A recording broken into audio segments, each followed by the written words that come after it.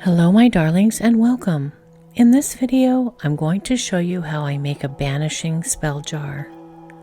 Let's do some magical crafting.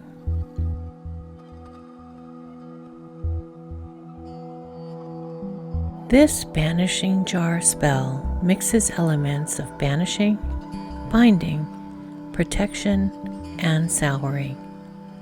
I'm happy that you're here, but if you're not interested in these kinds of magics, now is the perfect time to click away from this video. I'm starting with a medium-sized jar that will fit all of my ingredients. This is one I recycled from my pantry. I've been planning this spell and collecting the ingredients for it for well over a year. I also feel that it's important to note that in all my years of witchcraft, I've never done any form of negative magic directed at an individual before. This spell is not done lightly. I've put a lot of care and thought into it. The first element is a representation of the person you're banishing. This is sometimes called a tag lock. A tag lock is a personal item that creates a link to your target.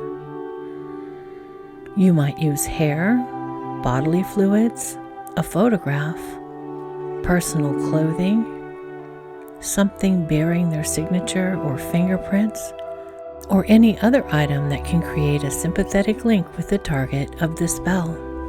In my case, I have the person's signature on this slip of paper. The next ingredient is a lime, or you can also use a lemon or any sour fruit. I also have a large rusty nail, and I've collected used craft blades for this spell as well.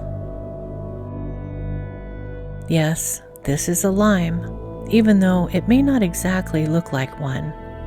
That's because I have left this lime to rot for several weeks. That's why it appears almost completely brown. I cut the lime open, but not all the way through. And then I put the person inside the lime.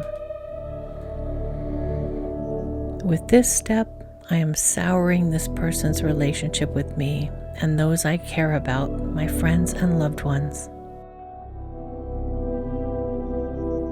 A banishing jar spell is useful if there's a truly evil or harmful person in your life that you need to get rid of. Not just someone you're mad at, but someone who is truly harmful, hurting you or others. A person with evil intentions or actions. Someone you cannot deal with in a non-magical way. Someone who will never be brought to mundane justice. The next step is to press the rusty nail through the lime and the paper. It's difficult for me because the skin of the lime is leathery and hard, but eventually I get the nail through. If any paper is pushed out, you can just stuff it right back inside. With this step, I'm binding this person, and to further bind them, I'm introducing blades into the lime as well. The lime is reclosed with these blades and the person is held inside.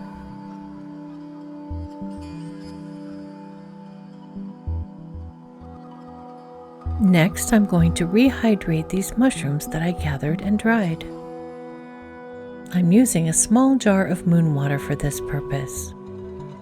I'm allowing these poisonous plants to become rehydrated and slimy and infuse the now dirty water with their essence. Though these particular mushrooms are most likely not poisonous, I will include them in the spell jar with the intent of adding a noxious element and to cloud the jar with slime and dirt.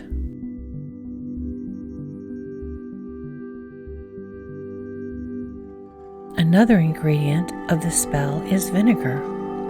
This is a souring agent used in traditional folk magic. This is the seed pod of a gum tree, also known as gumballs, or witches' balls, or witches' burrs. I collect these to use for protection magic, as they're covered in woody spikes.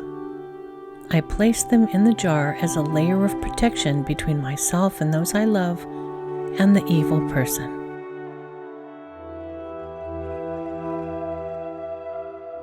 Then I place the lime with the nail, blades, and tag lock inside the jar and add a third witch's burr on top.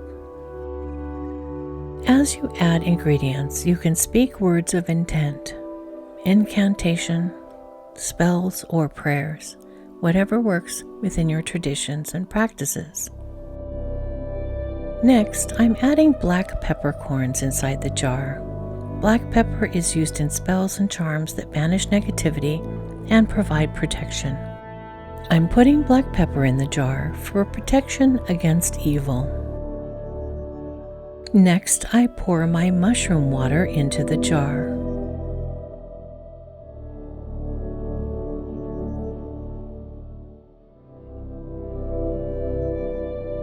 Followed by the vinegar and one additional witch's burr.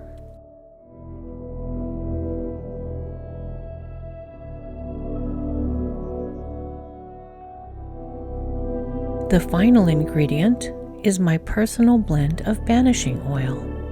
I have a separate video on how to make this oil, and I'll link to it below.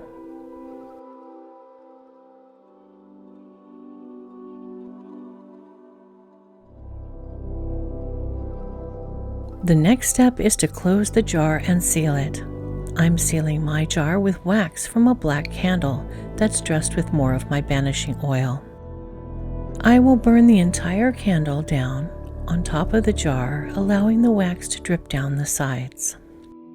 As part of my fire safety regimen, I will watch the candle burn down completely and never leave it unattended.